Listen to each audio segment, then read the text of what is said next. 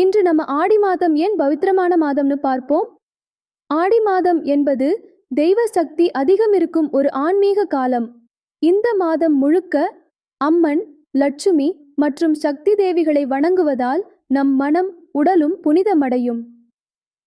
ஆடி வெள்ளி, ஆடி செவ்வாய், ஆடி அமாவாசை, கிருத்திகை, பெருக்கு இவையெல்லாம் பெண்கள் குடும்ப நலன் மற்றும் பரிகாரம் செய்ய முக்கியமான நாட்கள். இந்த மாதத்தில் திருமணம், புத்தம் புதுசா ஆரம்பங்கள் கூட தவிர்க்கப்படுகிறது. ஏன் என்றால் இந்த மாதம் பக்தி, தியானம், பரிகாரம், பூஜைக்கு உகந்தது. ஆடி மாதம் இயற்கையின் சக்தி அதிகரிக்கும் நேரம். மழை, காற்று, சக்தி எல்லாமே தேவியின் கருணையை பிரதிபலிக்கின்றன.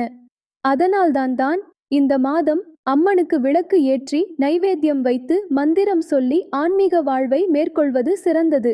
இந்த மாதம் முழுக்க நம்ம ஒவ்வொரு நாளையும் ஆன்மீகமா வாழணும். நாளை இன்னொரு அற்புதமான விஷயத்துடன் சந்திக்கலாம். மகிழ்ச்சியோடு பகிரவும். சப்ஸ்கிரைப் பண்ணுங்க.